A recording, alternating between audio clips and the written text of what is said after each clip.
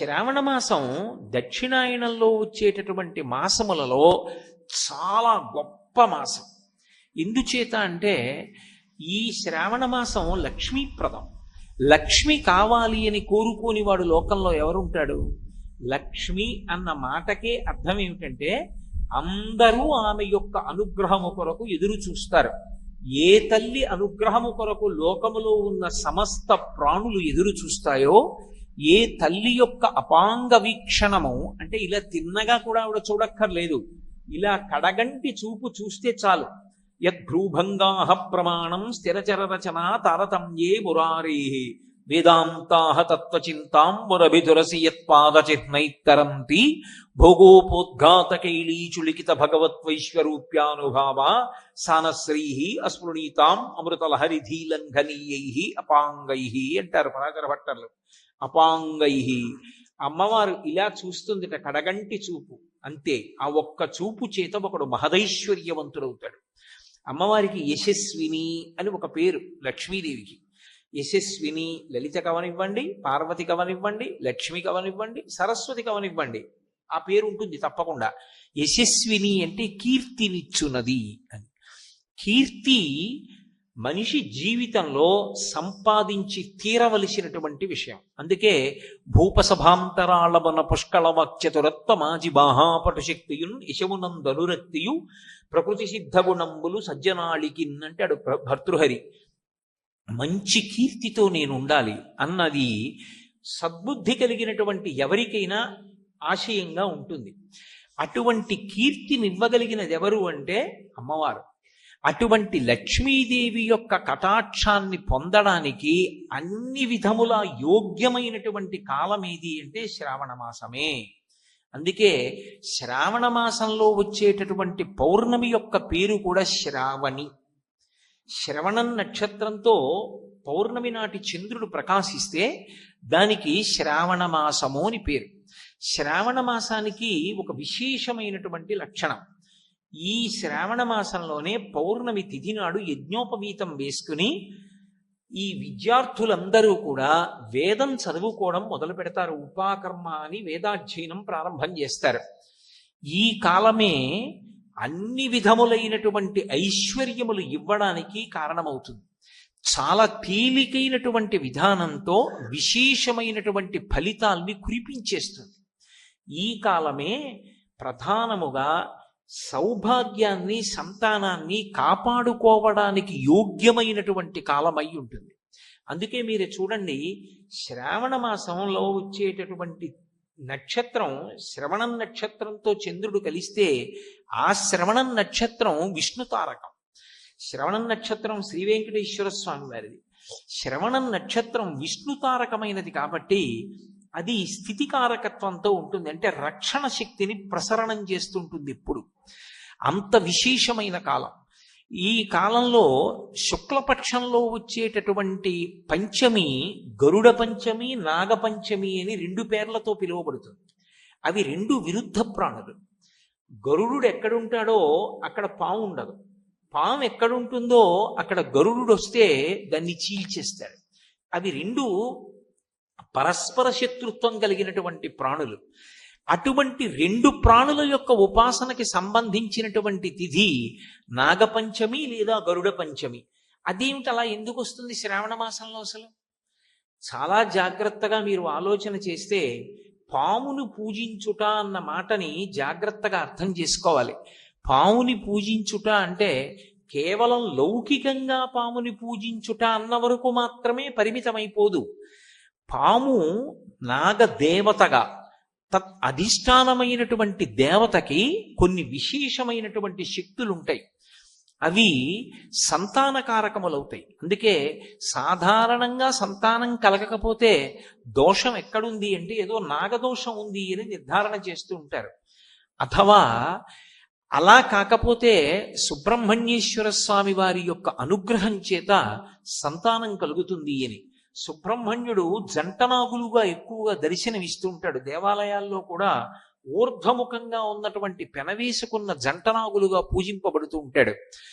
ఈ నాగస్వరూపం అనేక కారణాల చేత పూజింపబడుతుంది.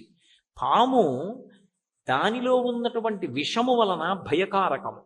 అలాగే పాము ఎప్పుడూ కూడా కిందకి వెళ్ళిపోతుంది. మీరు చూడండి, భూమికి అడ్డంగా పాకుతుంది, కలుగులోకి వెళ్ళిపోతుంది, కిందకి వెళ్ళిపోతుంది తప్ప పాము పైకి లేచి నిలబడదు. కానీ పాముల యందు కొన్ని ఉత్తమమైనటువంటి నాగులు ఉంటాయి, చాలా విశేషమైన శక్తి కలిగినటువంటి నాగులు. అవి ఒక కర్ర ఎలా నిలబడుతుందో అలా నిలబడుతుంది. ఒకానొకప్పుడు అకస్మాత్తుగా అనుకోకుండా అలా జరుగుతుంది అని నేను సిద్ధంగా లేనటువంటి సమయంలో, నేను ఒక కారులో వెళ్ళిపోతుండగా ఒకానొక కారణం చేత ముందు వెళ్ళినటువంటి కారు దాని తోకకి తగిలిన కారణం చేత కోపం వచ్చి వెనక్కి తిరిగి అలా కర్ర పుల్లలా నించున్నటువంటి పావును ఒకసారి నేను చూశాను. అది కర్ర ఎలా నించుంటుందో అలా నిలబడుతుంది ఒక్క క్షణం. పావుకి అలా నిలబడే శక్తి ఉంటుంది. మనిషి తనలో ఉన్నటువంటి తేజస్సు క్షయమైపోకుండా చూసుకోవాలి. ఇంత పవిత్రమైన సభలో బాగా అర్థమయ్యేటట్టుగా చెప్పాలి అంటే నేను ఒక్క ఉపమానం చెప్తే మీకు అర్థమైపోతుంది. ఒకడు ఒక పెద్ద పూల తోట పెంచాడు. ఒక పెద్ద పూల తోట పెంచి ఆ పువ్వులలో ఉండేటటువంటి సువాసనంతటినీ కూడా జాగ్రత్తగా, ఆ పరిమళాన్నంతటినీ కూడా సేకరించాడు. ఇప్పుడు అది ఇంత పెద్ద పూల తోటలోంచి ఇంత చిన్న సీసాలోకి ఆ పరిమళ ద్రవ్యం వచ్చింది.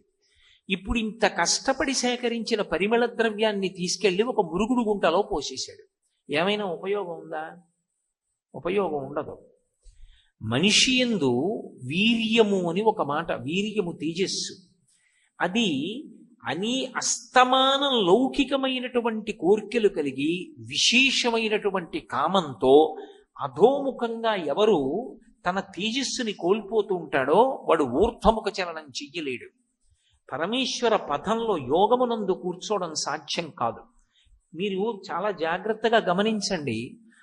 పీఠాధిపత్యంలో ఉండేటటువంటి మహాపురుషులు ఎంత వయసు ఉండనివ్వండి, శరీరం ఎంత లావుగా ఉన్నట్లు కనపడనివ్వండి, వారు ఒకసారి ఆసనం వేసి కూర్చుంటే కొన్ని రోజులు కూడా కూర్చోగలరు. నేను అర్థం అవడానికి చెప్తున్నాను తప్ప అంతటి మహనీయమూర్తి గురించి తక్కువ చేయడం నా ఉద్దేశ్యం కాదు అని మీరు గమనించాలి. శృంగగిరికి పీఠాధిపత్యం వహిస్తున్నారు భారతీతీర్థ మహాస్వామి. భారతీతీర్థ మహాస్వామి వారి యొక్క శరీరాన్ని మీరు పైకి చూస్తే లావుగా పొట్టిగా ఉన్నట్టు ఉంటారు. కానీ వారు నృసింహ జయంతి లాంటి తిథులు వస్తే వారు ఒక పీట మీద కూర్చుని ఆసనం వేసుకొని పొద్దున్న కూర్చుంటే, తెల్లవారుజామున ఆసనంలో కూర్చుంటే ప్రదోష వేళలో నృసింహావిర్భావ సమయంలో పూజ చేసి రాత్రి 8 గంటలకి కాలిలా తీస్తారు తప్ప తెల్లవారుజామున కూర్చుంటే ఇక రాత్రి 8 గంటల వరకు ఆసనంలో కూర్చుంటే ఇక కాలు తీరు. అంతలా కూర్చోగలిగినటువంటి దృఢత్వం, ఆ శక్తి, ఆ జ్ఞాపక శక్తి, ఆ తేజస్సు ఒక రోజు మొత్తం మీద ఏదో కొద్దిపాటి ఆహారం అంత నియమంతో తీసుకున్నా కూడా అంతటి ధారణాశక్తి, అంత తపశ్శక్తి దేని చేత నిలబడతాయంటే వారు అస్కలిత బ్రహ్మచారులై ఉంటారు. అందుకే అసలు వారి జీవితంలో వివాహం ఉండదు. శంకర భగవత్పాదులు కొంతమందికి కొన్ని నియమాలు విధించడానికి కారణం అదే. వీర్యశక్తి తేజశక్తిగా, తేజశక్తి ఓజోశక్తిగా మారితే ఆ ఓజోశక్తి చేత మనిషి యోగమునందు నిలబడి పరమాత్మ వైపు ఊర్ధ్వముఖ చలనం చెయ్యగలుగుతాడు. ఆ ఊర్ధ్వముఖ చలనం చెయ్యగలిగినటువంటి శక్తిని శంకరాచార్యుల వారు సౌందర్యలహరిలో పైకి లేచిన పాముగా అభివర్ణిస్తాడు. అలా ఆ స్థితి నాకు కలుగుగాక, అటువంటి ఓజోశక్తిని నేను పొందెదనుగాక, ఈశ్వరుడి యొక్క పదంలో ప్రయాణించేటటువంటి శక్తి నాకు కలుగుగాక, యోగమునందు నిలబడుట అంటే, యోగము అంటే అనేన యుజ్యతే ఇది యోగ, అనేకముగా కనపడుతున్నవి చిట్ట చివరికి ఒకటిగా మారిపోవడం, బ్రహ్మము తప్ప వేరొకటి కనపడకుండా అంతటా బ్రహ్మమే నిండి ఉన్నదనేటటువంటి భావమునందు రమించి అనుభవమునందు రూఢము కాగలిగిన శక్తిని పొందాలి అంటే అదిగో ఒక పాము ఎలా నిలబడుతుందో అలా ఊర్ధ్వముఖ చలనం చెయ్యగలగాలి. ఆ వీర్యము తేజస్సుగా, తేజస్సు ఓజస్సుగా మారాలి. అలా మార్చుకోగలిగినటువంటి కామజయాన్ని పొందగలిగినటువంటి శక్తి ఈశ్వరానుగ్రహము చేత పొందుతాడు. అందుకే నేను ఒక శ్లోకం చెప్తే మీకు అర్థమైపోతుంది. రఘువంశ కావ్యంలో రఘుమహారాజు గారి గొప్పతనం ఏమిటి అన్నారు. త్యాగాయ సమృతార్థానాం సత్యాయ మితభాషిణాం యశసే విజిగీషూణాం ప్రజాయై గృహమీథినాం. అది రఘుమహారాజు గారి గొప్పతనం అన్నారు. త్యాగాయ సమృతార్థానాం. రఘుమహారాజు గారు విశేషమైన ధనాన్ని సంపాదించాడు. దీని కొరకు త్యాగం, దానం చేసేశాడు. త్యాగేనైకే అమృతత్వమానసు. మన దగ్గర అట్టి పెట్టుకున్నది మనది ఎప్పటికీ కాదు. మనం దానం చేసింది పుణ్యంగా మారి మనతో వస్తుంది. ఇక్కడ ఉంచిన ద్రవ్యం ఇక్కడే ఉండిపోతుంది. మనతో వచ్చేది ఏది ఉంటుంది చివరికి?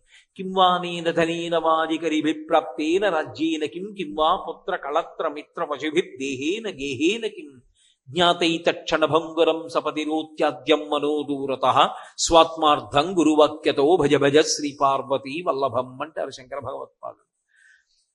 సంపాదించినటువంటి ఐశ్వర్యం బ్యాంకు వాళ్ళు ఇచ్చినటువంటి పుస్తకంలో అంకెల రూపంలో ఉండిపోతుంది. కారు ఆఖరికి తనని తీసుకెళ్ళిపోవడానికి కొని తేవలసినటువంటి